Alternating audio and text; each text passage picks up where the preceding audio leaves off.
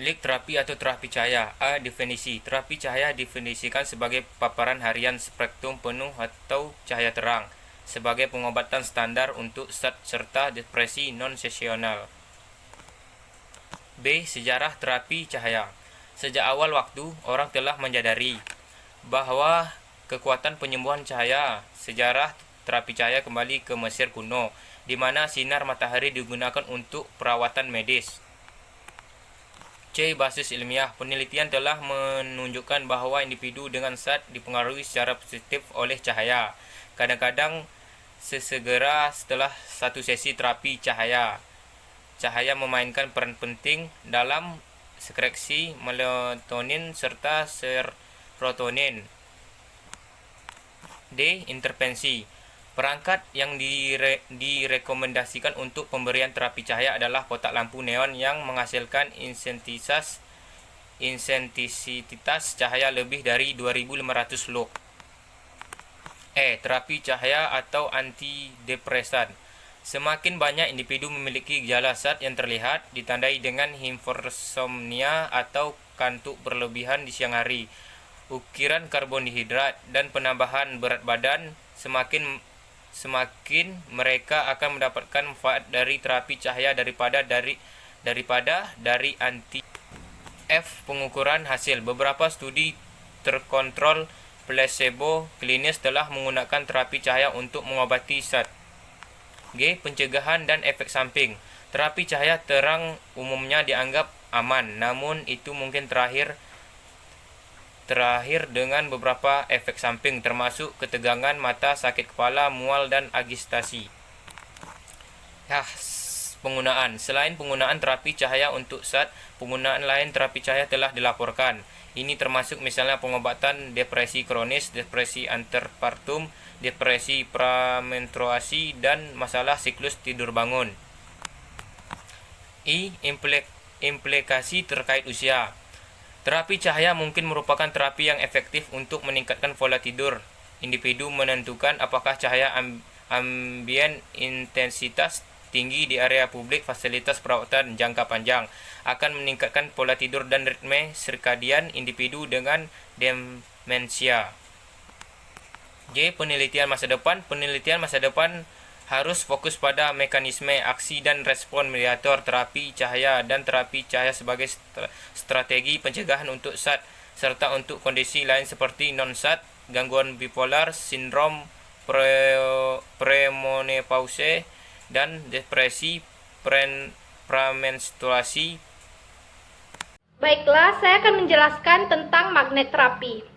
Magnet terapi merupakan pengobatan non-medis dengan memanfaatkan medan magnet secara aman dan tanpa efek samping untuk mempercepat proses penyembuhan dengan cara menyeimbangkan dan mengembalikan arus elektromagnetik yang ada di dalam sel darah manusia. Saat aliran energi dalam tubuh abnormal, kulit biasanya menjadi perih dan nyeri. Tetapi dengan magnet ini, rasa perih dan nyeri berkurang. Terapi ini juga merupakan metode yang aman, yang menggunakan medan magnet untuk tujuan terapi. Selanjutnya, ada dampak terapi magnet. Penggunaan terapi magnet ini tentu saja dapat menimbulkan dampak negatif maupun dampak positif. Terlepas dari dampak negatif yang dapat ditimbulkan, terapi ini merupakan metode yang aman digunakan dalam meningkatkan kesehatan.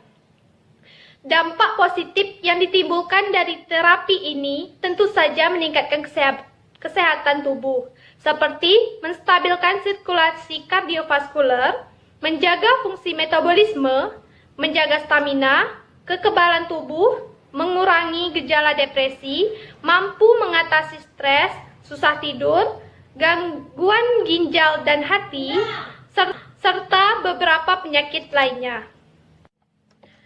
Namun, di dalam penggunaan terapi magnet juga akan menimbulkan dampak seperti merasa hangat atau panas, gatal, sakit kepala, sering buang air kecil maupun besar, atau merasa tidak enak di seluruh tubuh yang disebabkan karena sirkulasi di dalam tubuh sedang diperbaiki dan tubuh sedang menyesuaikan diri.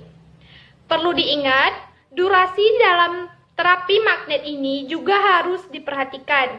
Banyak orang yang salah kaprah dengan melakukan terapi ini terus-menerus. Medan magnet membuat metabolisme menjadi cepat, padahal tubuh juga butuh istirahat.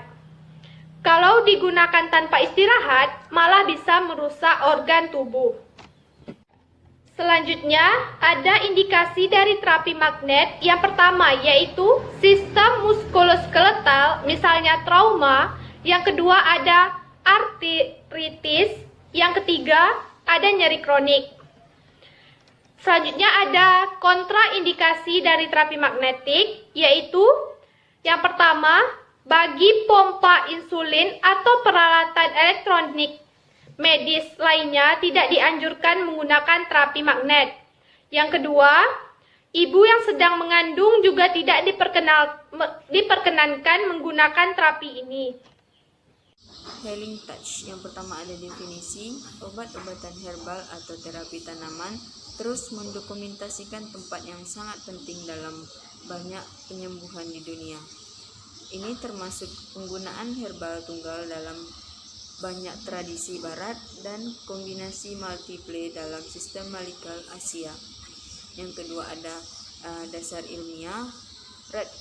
Research signifikan telah dilakukan pada banyak agen herbal tunggal menggunakan model biomedis atau ilmiah barat. Yang ketiga ada intervensi. Obat-obatan herbal dan suplemen makanan perlu diatasi dalam pengaturan makanan secara yang sama seperti ketika mengenai agen farmasi. Setiap profesional kesehatan perlu mengetahui penggunaan obat-obatan herbal secara luas dan suplemen dietari lainnya. Yang keempat ada perubahan perhatian. Kesalahpahaman mengenai obat-obatan herbal adalah bahwa tidak memiliki efek samping karena mereka alamiah. Namun, HEAD memiliki efek samping dan mungkin touch atau poisonous jika NOx digunakan dengan tepat. Yang kelima ada penggunaan. Meningkat volume dan variasi produk. Pengetahuan obat herbal yang relevan untuk praktik keperawatan tidak dapat diringkas dengan cepat. Baiklah, saya Lilis Sapitri. Di sini saya akan menjelaskan tentang terapi Reiki. Reiki berasal dari bahasa Jepang yang terdiri dari dua kata, yaitu Rei dan Ki. Rei berarti alam semesta, sedangkan Ki berarti energi. Jadi, kata Reiki merupakan energi alam semesta atau yang kita kenal dengan energi ilahi. Terapi Reiki merupakan terapi energi yang berasal dari alam semesta atau yang berasal dari ilahi. Dasar ilmu dalam terapi Reiki ini yaitu ilmu biofil. Ilmu biofil ini bidang studi yang memandang energi sebagai sistem untuk mempengaruhi keseluruhan tubuh. Reiki ini juga merupakan tradisi penyembuhan yang menggunakan energi konsisten dengan modalitas biofil manusia. Terapi Reiki telah banyak digunakan, sepertinya saja di rumah sakit. Biasanya di rumah sakit menggunakan terapi Reiki ini untuk pasien praoperasi dan pasca operasi, dan juga dilakukan untuk perawatan onkologi dan paliatif, biasanya untuk manajemen nyeri, rehabilitas, dan perawatan jangka panjang.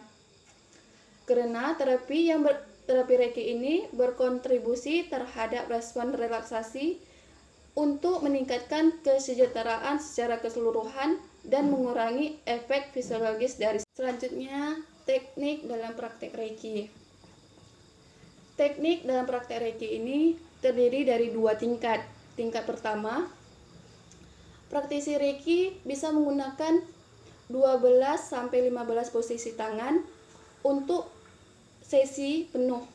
Biasanya sesi penuh ini berlangsung selama 45-90 menit. sedangkan 6 hingga 7 posisi tangan untuk sesi yang duduk. Biasanya berlangsung selama 15 sampai 20 menit. Pedoman dalam praktek Reiki. Dalam melakukan praktek Reiki ini, kita bisa melakukannya dalam posisi duduk atau berbaring. Karena tingkat keberhasilan dalam Reiki ini tidak tergantung dari posisi kepada klien. Tetapi kita harus memperhatikan 4 prinsip dasar dalam praktek Reiki.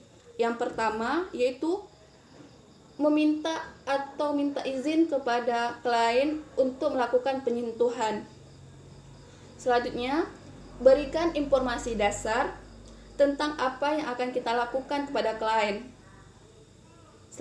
Yang ketiga, jelaskan manfaat yang diantisipasi atau berbagai hasil yang akan terjadi setelah pemberian terapi Reiki ini. Yang keempat, memastikan hak untuk menarik atau memberhentikan terapi Reiki. Selanjutnya adalah akupresur. Sentuhan telah menjadi pusat praktek keperawatan sejak awal. Di sini akan dijelaskan beberapa bentuk sentuhan dan perawatannya yang dikenal dalam pengobatan tradisional Cina. Menurut Dosei Keigan dan Guzetra, semua budaya telah menunjukkan bahwa beberapa bentuk menggosok, menekan, memijat, dan memegang adalah manifestasi alami dari keinginan untuk menyembuhkan dan merawat satu sama lain. Akupresur juga merupakan bagian integral dari keperawatan shiatsu, naina, subo, dan jinshinjutsu. Akupresur merupakan seni penyembuhan kuno yang menggunakan jari-jari untuk menekan bagian-bagian tubuh tertentu untuk merangsang kemampuan penyembuhan diri tubuh tersebut. Fokus dalam sistem keperawatan ini adalah mengembalikan keseimbangan tubuh. Selanjutnya adalah dasar ilmiah. Dalam jurnal barat, hampir semua penelitian yang menggunakan modalitas akupresur tekanan menekankan efek spesifik dari tusuk jarum satu titik yang diketahui mengatasi gejala tertentu. Medis sangat ingin menemukan mekanisme di mana akupresur dapat meringankan suatu gejala. Beberapa mekanisme akupuntur maupun akupresur telah disarankan melalui penelitian medis barat.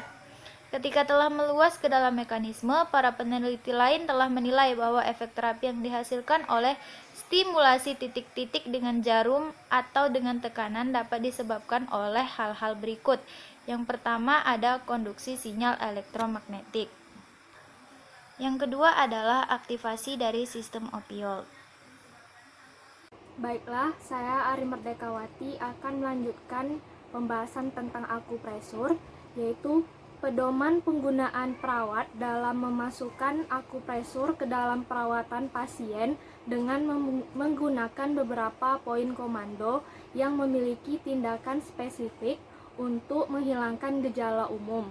Perawat bisa merawat pasien dengan akupresur atau mengajar pasien atau anggota keluarga untuk menggunakan akupresur sebagai bagian dari rencana perawatan.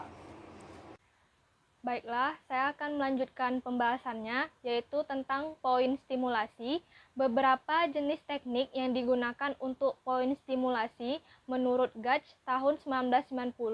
Yang pertama, tekanan stasioner yang kuat menggunakan ibu jari, telapak tangan, sisi tangan, atau buku-buku jari.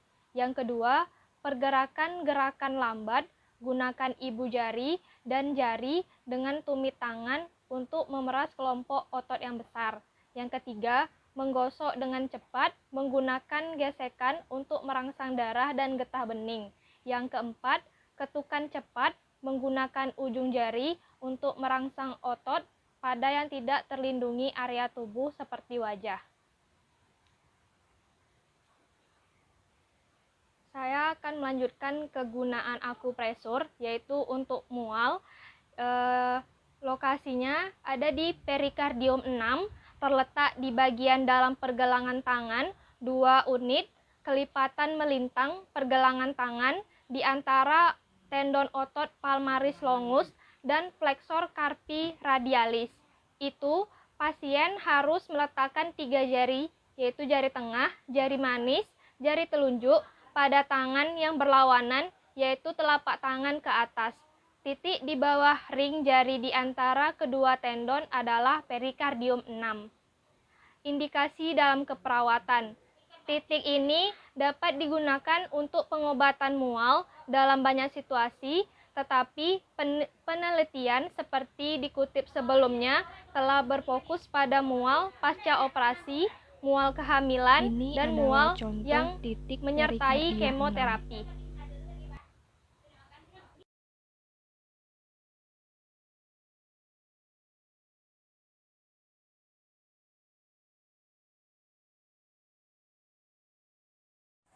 Refleksiologi. Refleksiologi merupakan ilmu yang berkenaan dengan prinsip bahwa area refleks kaki dan tangan berhubungan dengan semua kelenjar, organ, dan bagian tubuh. Dasar ilmiah refleksiologi. Yang pertama ada teori dari pengobatan Tiongkok tradisional. Yang kedua ada yang berasal dari barat, itu namanya zona terapi. Yang pertama, pengobatan Tiongkok tradisional, dia menyebutkan bahwa kaki dapat dilihat sebagai mikrosmos tubuh, sebagai semacam gambaran holografik di mana semua organ, kelenjar, dan bagian tubuh lainnya dicerminkan di sol. Pengobatan Tiongkok tradisional berpendapat bahwa ada jalur energi yang tidak terlihat atau meridian di dalam tubuh yang membawa energi yang disebut Qi, yang merupakan energi vital di balik semua proses. Yang selanjutnya adalah zona terapi. William Fitzgerald menemukan bahwa tekanan diberikan pada beberapa kaki yang menyebabkan anestesi di bagian tubuh tertentu. Ia kemudian menemukan bahwa seluruh tubuh semua organnya diletakkan dalam konfigurasi tertentu di telapak kaki. Intervensi. Yang pertama, pasien harus berbaring senyaman mungkin. Lalu, pasien harus ditutupi selimut. Posisi pasien harus lebih tinggi dari kursi ahli terapis refleksi. Lalu, pasien diberikan bantal di bawah kepala dan lutut agar mendorong relaksasi. Lalu, pasien tidak menggunakan alas kaki dan tidak menggunakan baju yang ketat agar tidak menutupi sirkulasi. Tindakan pencegahan. Banyak orang yang tidak suka kakinya disentuh. Jadi untuk memulai refleksiologi, kita harus memastikan dulu, harus menanyakan dulu kepada orang yang direfleksiologi. Lalu sebelum memulai refleksiologi, kondisi kaki harus diperiksa untuk mengetahui atau melihat adanya pembengkakan, warna, ulserasi, kelainan bentuk jari kaki, dan bau. Jika ada masalah mengenai aliran darah, ketungkai karena diabetes, penyakit saraf, atau arteriosklerosis, terapis harus berhati-hati dengan tekanan pijatan.